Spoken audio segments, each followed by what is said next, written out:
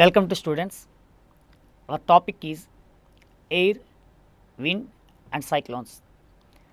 గాలి, పవనాలు, తుఫాన్లు. మన చుట్టూ ఉన్న గాలిని మనం పరిశీలించగలమా? పరిశీలించగలం.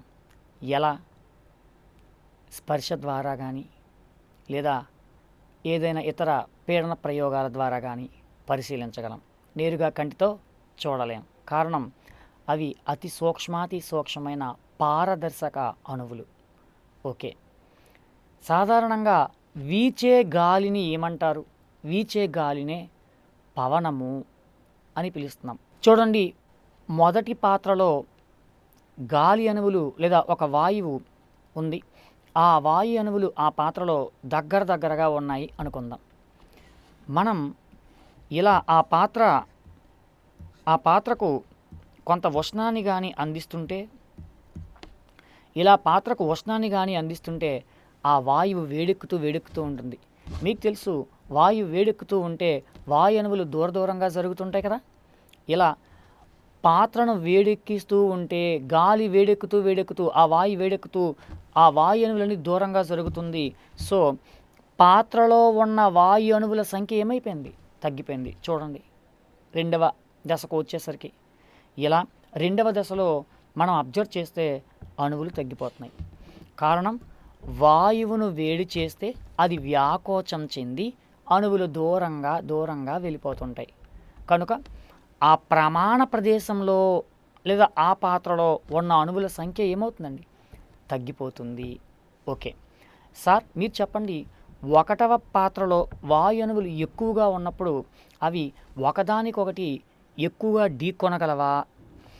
రెండవ పాత్ర చూడండి, అంటే రెండవ దశలో వాయు అణువులు దూరంగా ఉన్నప్పుడు అవి వేగంగా ఢీకొనగలవా? ఎస్, ఒకటవ దశలో గాలి అణువులు దగ్గరగా ఉన్నాయి కనుక అవి వేగంగా ఢీకొనగలవు. కానీ రెండవ దశలో చూసుకుంటే ఏమైంది? రెండవ దశలో అక్కడ ఆ వాయు అణువుల మధ్య దూరం ఎక్కువగా ఉంది కనుక అవి వేగంగా ఢీకొనలేవు కదా.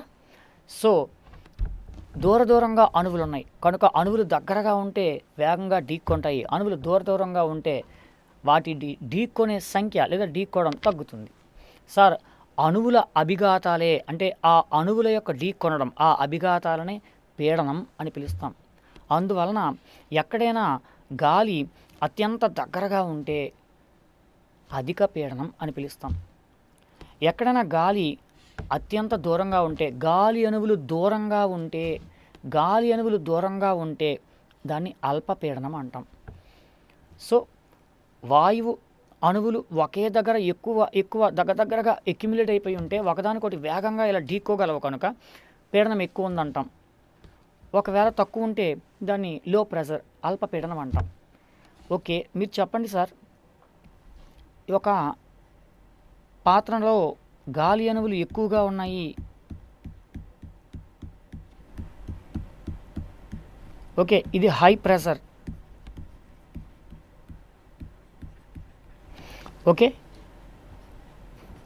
ఈ పాత్రను మనం ఏం చేసామంటే వేరొక పాత్ర తీసుకుంటున్నాను. ఇక్కడ చాలా తక్కువ ఉన్నాయి అణువులు. ఓకే, సో ఇది అల్పపీడనం అండి, లో ప్రెషర్. ఈ రెండు పాత్రలను మనం ఇలా అనుసంధానం చేయగలిగితే, ఈ రెండు పాత్రలను మనం ఒకదానితో ఒకటి అనుసంధానం చేయగలిగితే ఏమైంది?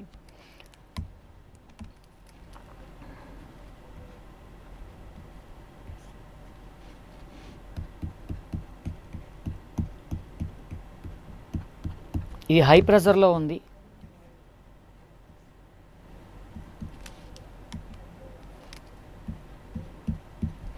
ఇది లో ప్రెషర్లో ఉంది. ఇలా రెండు పాత్రలను ఒక సన్నటి గొట్టము ద్వారా అనుసంధానం చేస్తే ఏమవుతుందండి? ఇక్కడ ఎక్కువ సంఖ్యలో అణువులు ఉన్నాయి, ఇక్కడ తక్కువ సంఖ్యలో అణువులు ఉన్నాయి కనుక ఈ వాయు అణువులు సమతాస్థితికి రావడం కోసం ప్రయత్నిస్తుంటాయి. అందువలన ఈ ఎక్కువ అణువులు కలిగిన పాత్ర నుండి తక్కువ అణువులు కలిగిన పాత్ర వైపు గాలి ప్రయాణిస్తుంది కదా. ఎస్, దీన్నే మనం ఏమని చెప్పచ్చు, అధిక పీడనం కలిగిన ప్రాంతం నుండి అల్పపీడనం కలిగిన ప్రాంతం వైపుకు ఈ గాలి ఇలా వీస్తూ ఉంటుంది, ఇలా గాలి ప్రయాణిస్తుంటుంది. ఇలా గాలి అణువులు ఇలా వీస్తూ వీస్తూ లోపలికి వెళ్తుంటాయి. సో అధిక పీడనం గల ప్రాంతం నుండి అల్పపీడనం గల ప్రాంతంకు గాలి వీస్తుంది. ఎందువలన? సర్దుబాటు కోసం, సమతాస్థితి కోసం కదా. ఇలా అధిక పీడన ప్రాంతం నుండి అల్పపీడన ప్రాంతంకు ఈ వీచే గాలినే పవనం అని పిలుస్తారండి. Okay, wind. చెప్పండి సార్, పవనము అంటే ఏంటి? వీచే గాలి. పవనాలు ఎందుకు వీస్తున్నాయి? ఆ రెండు ప్రదేశాల యొక్క పీడనాలలో తేడా వలన, ప్రాంతాల యొక్క పీడనాలలో తేడా ఏర్పడితే సమతాస్థితి కోసం వాయువు అలా కదులుతుంటుంది. ఆ కదిలే గాలినే మనం పీడనం అన్నాం. బిట్స్ ఏంటి? కదిలే గాలిని ఏమంటారు? పవనం. పవనాలకు కారణం ఏంటి? ప్రాంతాల యొక్క పీడనాలలో తేడా. మరి ప్రాంతాల యొక్క పీడనాలలో ఎందుకు తేడా వచ్చింది? ఎస్, ఫస్ట్ చెప్పుకున్నాం. ఈ పాత్రలో ఉన్న వాయువుని మనం వేడి చేస్తే ఆ వేడి చేయడం వల్ల అణువులు చాలా మటుగా బయటకు వెళ్ళిపోయి అలా ఆ పాత్రలో ఉన్న అణువుల సంఖ్య తగ్గిపోయిందన్నాను కదా. ఆ తగ్గిపోతే దాన్నే ఏమన్నాం? అల్పపీడనం అనుకున్నాం.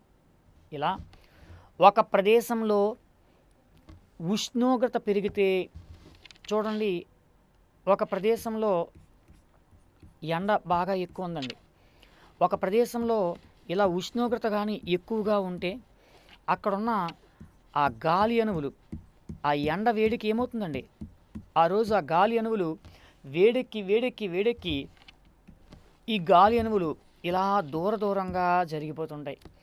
ఎప్పుడైతే దూరంగా జరిగిపోయాయో ఇక్కడున్న ఈ గాలి క్రమేపీ ఏమైందండి, ఈ గాలి క్రమేపీ రాను రాను ఇక్కడున్న గాలి తగ్గిపోయింది. ఇలా ఒక ప్రాంతంలో ఉష్ణోగ్రత పెరుగుతూ ఉన్న కొలది గాలి వేడెక్కి వ్యాకోచిస్తుందంటే దూరంగా జరిగిపోతుంది. ఎప్పుడైతే దూరంగా జరిగిపోయిందో ఆ ప్రాంతంలో ఉన్న గాలి అణువులు ఏమైపోయాయి? తగ్గిపోయాయి. గాలి అణువులు తగ్గిపోతే దాన్ని ఏమంటాం? అల్పపీడనం అంటున్నామండి. అల్పపీడనం. ఓకే, ఎప్పుడైతే ఆ ప్రాంతంలో అల్పపీడనం ఏర్పడిందో ఏమవుతుందని చెప్పుకున్నాం ఇప్పుడే. అధిక పీడన ప్రాంతం నుంచి గాలులు వీస్తూ ఉంటాయి. సో పవనాలకు కారణం ప్రదేశాల యొక్క పీడనాలలో తేడా. ప్రదేశాల యొక్క పీడనాలలో తేడాకు కారణం ఆ ప్రదేశాల యొక్క ఉష్ణోగ్రతలలో తేడా. ఇది రీజన్. ఓకే, చూడండి, భూమి చుట్టూ గాలి ఆవరించి ఉంది. సో మన భూమి చుట్టూ ఉన్న ఆ గాలినే వాతావరణం అని పిలుస్తున్నాం కదా. ఏదైనా ఒక పాత్రలో గాలి ఉందా లేదా అంటే ఏ ఖాళీ పాత్రలోనైనా గాలి ఉందని మనకు తెలుసు. అయితే ఆ ఖాళీ పాత్రలో ఉన్న గాలిని బయటకి మనం తీయకుండా మరే పదార్థంని నింపలేం. ఉదాహరణకు ఖాళీ బాటిల్లో గాలి ఉంది. ఇప్పుడు ఆ సీసాలో మీరు నీరు నింపాలనుకోండి, నీళ్లు వేస్తుంటే గాలి బుడగల రూపంలో పైకి వస్తుంది కదా. లేదా ఇక్కడ చూపించిన ప్రయోగం చూడండి, ఖాళీ వాటర్ బాటిల్ని నేరుగా తలక్రిందులుగా తిప్పి నేరుగా వాటర్లో ముంచండి, వాటర్ వెళ్తుందా? వెళ్ళదు. కారణం, ఆ ఖాళీ సీసాలో అప్పటికే గాలి ఉంది కనుక గాలి బయటకు వస్తేనే నీరు వెళ్తుంది. అందుకే మీరు ఆ బాటిల్ని కరెక్ట్గా కొంచెం యాంగిల్తో పక్కకు వంచి క్రిందకి ఆదమండి. ఆ వంచినప్పుడు గాలి ఏమవుతుందండి, గాలి నేరుగా అలా బయటకు వస్తుంటుంది బుడగల రూపంలో. నీటి గుండా గాలి రావడం మనం తెలుస్తుంది, బుడగలు వస్తున్నాయి కనుక. ఇప్పుడు గాలి ఎంతైతే వస్తుందో అంతే పరిమాణంలో నీళ్లు వెళ్తున్నది కదా.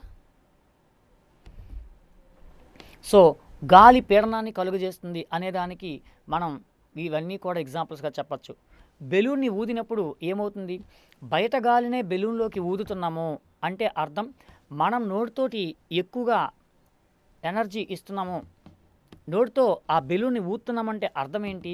బయట గాలి అణువులన్నింటినీ తీసుకొచ్చి, బయట దూరంగా ఉన్న గాలి అణువులన్నింటినీ తీసుకొచ్చి బెలూన్లోకి పంపించాం అంటే బెలూన్లో గాలి అణువులు బయట గాలి కన్నా దగ్గరగా ఉన్నాయి. సో బెలూన్లో గాలి అణువులు బాగా దగ్గరగా ఉన్నాయంటే ఎక్కువ పీడనంతో ఉంది అని అర్థం. బయట గాలి కన్నా బెలూన్లో ఉన్న గాలి యొక్క పీడనం ఎలా ఉందండి? ఎక్కువ ఉంది. సార్ ఫుట్బాల్ని మీరు అబ్జర్వ్ చేయండి.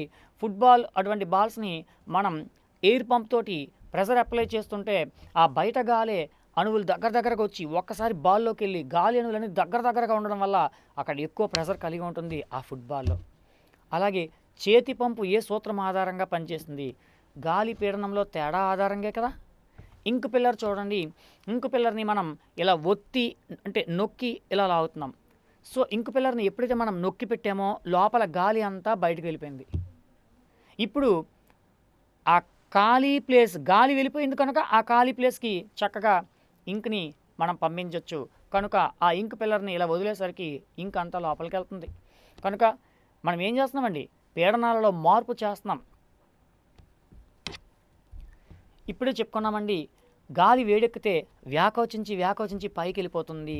ఈ చిన్న సూత్రం ఆధారంగా హాట్ ఎయిర్ బెలూన్స్ పనిచేస్తున్నాయి.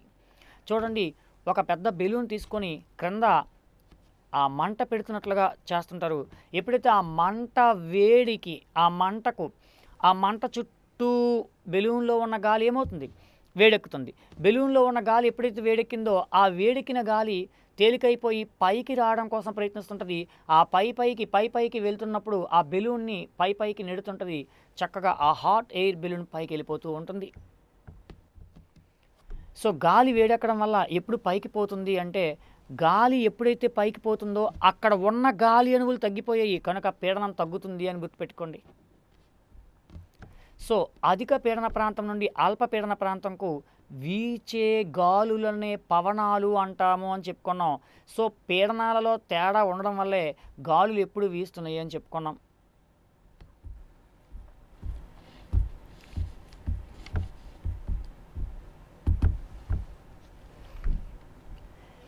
సార్ మరి భూమి మీద పవనాలు వీయడానికి కారణం ఏంటి? మన భూమి మీద కూడా పవనాలు వీస్తున్నాయి, అవి మనం వింటుంటాం. ఋతుపవనాలు ఇవన్నీ మనకు తెలుస్తుంటాయి, వ్యాపార పవనాలు ఇవన్నీ. మరి భూమి మీద వీచే పవనాలకు కారణం ఏంటి? ఎక్కడైనా పవనాలు వీస్తున్నాయంటే కారణం ఏం చెప్పుకున్నాం? ఆ ప్రదేశాల యొక్క పీడనాలలో తేడా అని చెప్పుకున్నాం. పవనాలకు కారణం ఏంటండి? పీడనాలలో తేడా. ఓకే, మరి పీడనాలలో తేడా ఎందువలన వస్తుంది? ఉష్ణోగ్రతలలో తేడా అని చెప్పుకున్నాం.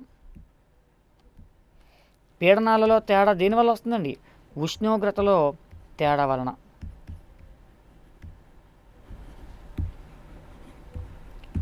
సో భూమి మీద వీచే పవనాలకు కారణం ఏంటి అంటే, భూమి మీద ఒక్కొక్క ప్రదేశం ఒక్కొక్క ఉష్ణోగ్రత కలిగి ఉంది. చూడండి, భూమి మీద ఈ ధృవాలపైన సూర్యకిరణాలు ఏటవాలుగా పడుతుంటాయి. ఎప్పుడైతే ధృవాలపైన సూర్యకిరణాలు ఏటవాలుగా పడుతున్నాయో అక్కడ తక్కువ వేడి ఉంటుంది కంపేర్ దాన్ ఈక్విటోరియల్ ప్లేస్. సో భూమధ్య రేఖ ఈక్వేటర్ అండి, ఈక్వేటర్ ప్లేస్. భూమధ్య రేఖ ప్రాంతంలో సూర్యకిరణాలు ఇలా నిట్ట నిలువుగా పడడం వలన ఎక్కువ వేడి అక్కడ ఉంది. సో మీరు చూడండి, భూమిపైన ఈక్వేటర్ ఏరియా భూమధ్య రేఖ ప్రాంతము బాగా ఎక్కువ ఉష్ణోగ్రత కలిగి ఉంది, ఎక్కువ వేడిగా ఉంది. దేంతో పోల్చుకుంటే? ధృవాలతో పోల్చుకుంటే. సో ధృవాలు తక్కువ ఉష్ణోగ్రత, భూమధ్య రేఖ ప్రాంతం ఎక్కువ ఉష్ణోగ్రత అని తెలుసు. ఎప్పుడైతే ఉష్ణోగ్రతల్లో తేడా వచ్చాయో ఏమవుతుందండి? ఒకటి అధిక ఉష్ణోగ్రత కలిగి ఉంది, ఒకటి అల్ప ఉష్ణోగ్రత కలిగి ఉంది. ఉష్ణోగ్రత ఎప్పుడైతే తేడా వచ్చిందో ఏమవుతుందన్నాం? పీడనాల్లో తేడా వస్తుంది. ఎప్పుడైతే పీడనాల్లో తేడా వచ్చిందో పవనాలు వీస్తున్నాయి. చూడండి సార్, భూమధ్య రేఖ ప్రాంతంలో ఉష్ణోగ్రత ఎక్కువగా ఉండడం వల్ల అక్కడ గాలి వేడెక్కి వ్యాకోచించి చుట్టూ దూరంగా జరిగిపోతుంది. కనుక ఇక్కడ అల్పపీడనం ఏర్పడుతుంది. సో ఇక్కడ ఎప్పుడైతే అల్పపీడనం ఏర్పడిందో ఈ అధిక పీడన ప్రాంతం నుంచి చుట్టూ ఉన్న అధిక పీడన ప్రాంతం నుండి ఇలా గాలులు ఆ ప్లేస్లోకి వస్తున్నాయని చెప్పుకున్నాం కదండి. అందువలన భూమి మీద వేరువేరు ప్రదేశాలు వేరువేరు ఉష్ణోగ్రతలు కలిగి ఉండడం వల్ల పీడనాల్లో తేడా వచ్చింది. పీడనాల్లో తేడా రావడం వల్ల పవనాలు వీస్తున్నాయి. ఓకే, సార్ భూమి మీద ఆ ఉష్ణోగ్రతలు ఎందుకు వేరు వేరు ఉష్ణోగ్రతలు ఉన్నాయి? ఒకటవది చెప్పాను, సూర్యకిరణాలు ధృవాల వద్ద ఏటవాలుగా పడుతున్నాయి, కానీ భూమధ్యరేఖ పైన నిట్టనిలువుగా పడుతున్నాయి. అదొక్కటే కాదండి, ఈ భూమి పైన భూభాగం ఉంది, జలభాగం ఉంది. మీకు తెలుసా, భూమి కన్నా నీటి యొక్క స్పెసిఫిక్ హీట్ విశిష్టోష్ణము అధికం. భూమి కన్నా నీటి యొక్క విశిష్టోష్ణము అధికంగా ఉంటుందండి. సో విశిష్టోష్ణం అధికం అంటే అర్థం ఏంటి? భూమి కన్నా నీరు ఎక్కువ వేడిని గ్రహిస్తుంది, త్వరగా వేడెక్కదు. సో భూమి నీరు వేరు వేరు విశిష్టోష్ణాలు కలిగి ఉండడం వల్ల ఒకటి వేగంగా వేడెక్కిపోతుంది, ఒకటి వేగంగా వేడెక్కదు. ఏదైతే వేగంగా వేడెక్కిపోతుందో అది ఏమైందండి, అక్కడ గాలి వేగంగా వేడెక్కిపోతే అక్కడ అల్పపీడనం ఏర్పడుతుంటుంది. ఇక్కడ అల్పపీడనం ఏర్పడిందంటే అర్థం ఏంటి? ఇది అధిక పీడనంతో కలిగి ఉంది. పీడనాల్లో తేడా వచ్చేయన్స్ అంటే అర్థం పవనాలు వేస్తున్నాయి. కనుక భూమి మీద ఉష్ణోగ్రతలో వ్యత్యాసాలకు కారణం ఒకటి, సూర్యకాంతి భూమధ్యరేఖ మరియు ధృవాల వద్ద వేరువేరుగా పడ్డం. రెండోది, భూమి నీటి యొక్క విశిష్టోష్ణాలు ఇలా వేరువేరుగా ఉండడం. ఓకే సార్, మీరు అబ్జర్వ్ చేయండి, వేసవి కాలంలో లేదా పగటి సమయం చూద్దాం. ఇది ల్యాండ్ అండి, ఇది ల్యాండ్. ఓకే, ఇది వాటర్, సముద్రం అండి, ఇది వాటర్. పగటి సమయంలో సూర్యుని యొక్క ప్రభావం వలన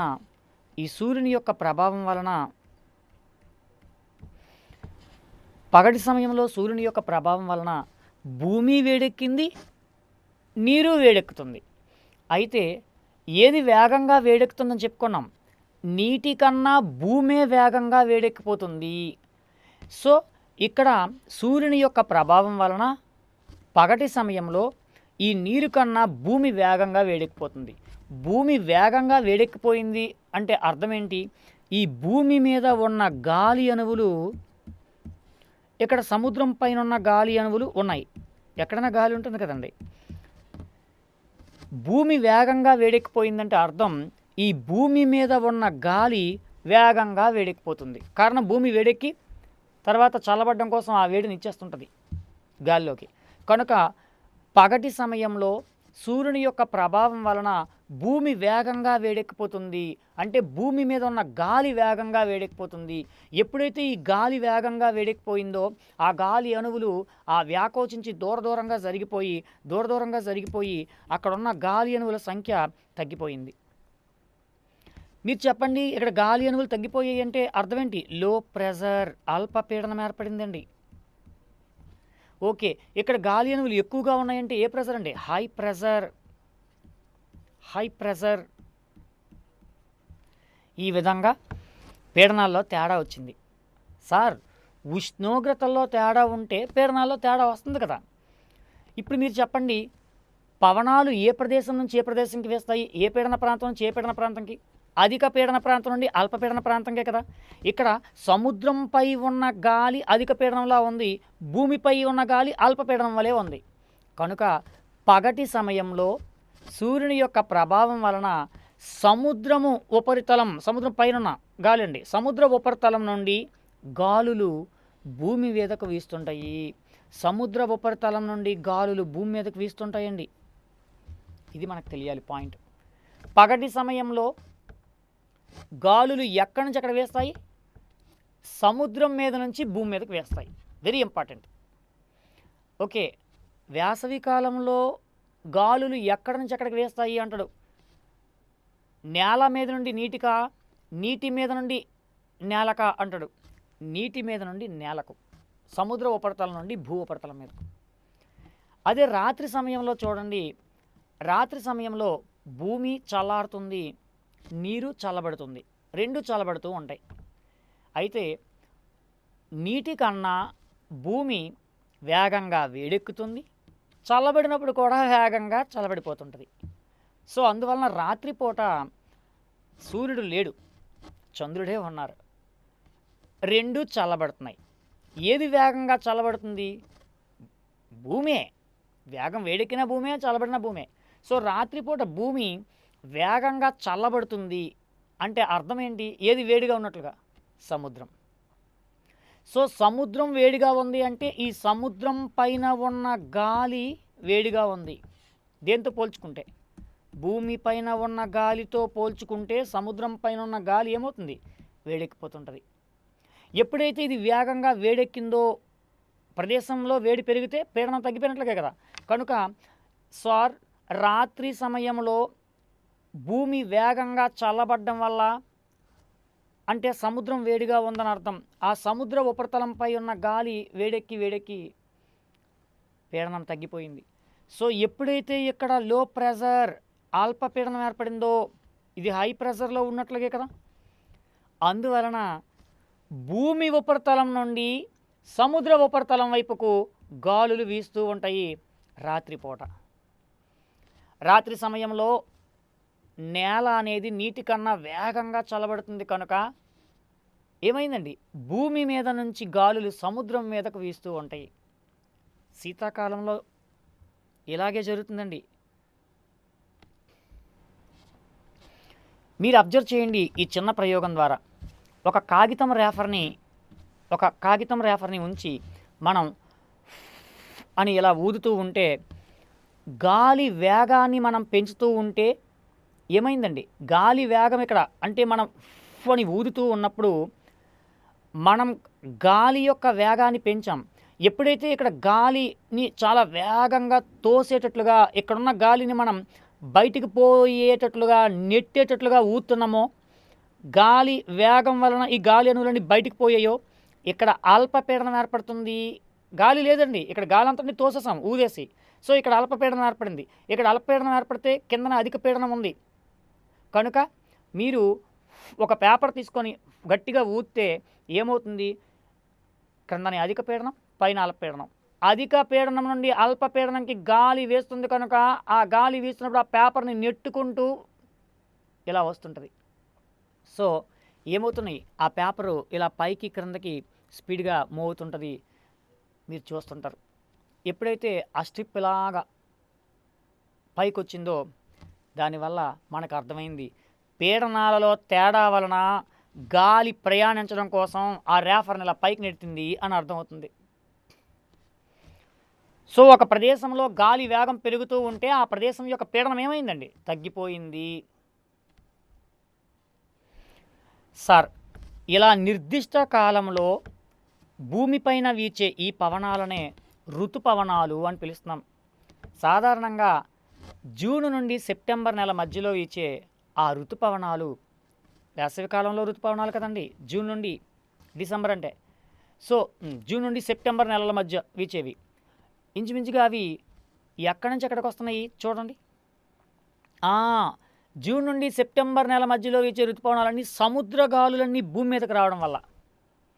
ఈసారి డిసెంబర్ నుంచి మార్చి శీతాకాలంలో చూడండి, చెప్పుకున్నామండి శీతాకాలంలో ఎలా వేస్తాయి? భూమి మీద గాలులు సముద్రం మీదకి రావడం వలన ఈ కాన్సెప్ట్ అండి. ఇలా భూమి మీద వీచే పెనుగాలులనే అతిపెద్ద గాలులనే తుఫాను అని పిలుస్తున్నాం. ఈ తుఫానులను హరికేన్ అని, టైఫూన్లని, సైక్లోన్ అని ఒక్కొక్క ఏరియాలో ఒక్కొక్క పేరుతో పిలుస్తున్నారండి. ఈ అల్పపీడన వ్యవస్థలనే మనం తుఫాను అని పిలుస్తున్నాం. తుఫాను ఏర్పడడానికి కారణం ఏంటి అంటే సడన్గా గాలి యొక్క పీడనం తగ్గిపోయింది అన్నాం. కానీ గాలి యొక్క పీడనం తగ్గిపోవడం ఎందువల్ల జరిగింది? ఒకటి, గాలి వేగం. ఆ ప్రదేశంలో గాలి వేగంగా బలంగా వీస్తుంటే ఉన్న గాలి అంతటిని ఈడ్చుకొని వెళ్ళిపోయింది అంటే ఏమైంది? అల్పపీడనం ఏర్పడింది అని అర్థం. కనుక గాలి వేగం పెరుగుతుంటే ఆ ప్రదేశం యొక్క పీడనం తగ్గుతుందని చెప్పుకున్నాం కదండి. పీడనం ఒకేసారి తగ్గిపోతే తుఫాను ఏర్పడుతుంది. సో తుఫాను ఏర్పడడానికి కారణం గాలి యొక్క వేగము, గాలి వీచే దిశ మారిపోతూ ఉంటే తుఫాను ఏర్పడడానికి అవకాశం ఆ దిశ బట్టి ఆ ప్రాంతాల్లో తుఫాను ఏర్పడచ్చు అంటుంటాం. ఉష్ణోగ్రత, ఆర్ద్రత అంటే గాలిలో ఉన్న నీటి ఆవిరి పరిమాణం ఒకేసారి పెరిగిపోతుంటే అవన్నీ ఎక్కువ బలమైన మేఘాలు ఏర్పడి ఒకేసారి వర్షం పడవచ్చు. సో ఇవి తుఫాను ఏర్పడడానికి కారణం. మరి ఎప్పుడైనా తుఫాను వస్తుందా అని న్యూస్లో ఎలా చెప్తుంటారు? IMD, Indian meteorological department. So భారత వాతావరణ పరిశోధన సంస్థ వాళ్ళు చెప్తున్నారు కదండి. సో భారత వాతావరణ సంస్థ, ఇండియన్ మెటరలాజికల్ డిపార్ట్మెంట్ వాళ్ళు ఇచ్చే ఆ సమాచారం. మరి ఆ వాతావరణ సంస్థ వాళ్ళు ఎలా తెలుసుకుంటున్నారు సార్? వాళ్ళు రాడార్ సహాయంతో, రాడార్ అంటే radio detection and ranging. Radio చూడండి సార్, ఇలా రేడియో తరంగాలు పంపించి, రేడియో తరంగాలను ఇలా పంపించి మేఘాలను ఎక్కడైనా ఉన్నాయా అని ఆ రేడియో తరంగాలు ఇలా పంపిస్తున్నారు. ఏమవుతుంది? అవి మేఘాల దగ్గరికి వెళ్ళి మేఘాలు అటువంటి వాటిని ఢీక్కొని మరలా ఆ తరంగాలు ఏమవుతున్నాయి? వెనక్కి పరావర్తనం చెందుతున్నాయి. ఇలా రేడియో తరంగాలను పంపించి మరలా ఆ పరావర్తనం చెందిన ఆ తరంగాలను విశ్లేషణ చేస్తున్నారు. దాన్ని బట్టి అక్కడున్న నీటి పరిమాణాన్ని చూసి ఆర్ద్రత బాగా ఎక్కువగా ఉంటే వర్షం పడచ్చు అని చెప్తున్నారు. ఇలా పరావర్తన రేడియో తరంగాలను పరిశోధించడం ద్వారా రాబోయే తుఫాన్ని గుర్తిస్తున్నారు. కనుక రాడార్ అంటే రేడియో డిటెక్షన్ అండ్ రేంజింగ్ అని చెప్పుకున్నాం కదా. ఇది ఏ సూత్రంపై పనిచేస్తుంది? రేడియో తరంగాలు మరలా వెనక్కి వస్తాయి అంటే పరావర్తన సూత్రం పై పనిచేస్తుంది అని అర్థం. అలాగే మనం శాటిలైట్స్ని పంపించుకున్నాం వాతావరణ అధ్యయనం కోసం, సముద్ర అధ్యయనం కోసం, ఇలా రకరకాల వేరు రకాల మన వాటి కోసం ఈ శాటిలైట్స్ పంపించుకున్నాం. వాతావరణాన్ని అధ్యయనం చేసే ఆ శాటిలైట్స్ ఎప్పటికప్పుడు ఆ ఉపగ్రహ చిత్రాలు, ఆ శాటిలైట్ కొన్ని ఫొటోస్ పంపిస్తుంది. భూమి ఉపరితలంపై ఎక్కడ ఎక్కువగా ఆ మేఘాల శాతం ఉంది, ఎక్కడ పొడిగా ఉంది, ఇలా ఆ ఫొటోస్ బట్టి మన వాళ్ళు పోల్చుతున్నారు. ఇలా ఉపగ్రహాలు, రాడార్ ద్వారా తుఫాన్లు ముందుగానే గుర్తిస్తున్నారు. సార్, గాలి వేగాన్ని, గాలి దిశను కొలిచే పరికరమే అనిమోమీటర్. ఇది ఎక్కువగా మనం చూస్తుంటాము ఎంఆర్ఓ ఆఫీసుల దగ్గర. ఇటువంటి ఆఫీసెస్లోని ఎక్కువగా పూర్వం ఉండేవి ఆఫీసెస్ బయట. గాలి యొక్క వేగమే కాదండి, గాలి యొక్క దిశ కూడా కొలుస్తుంది ఈ అనిమోమీటర్.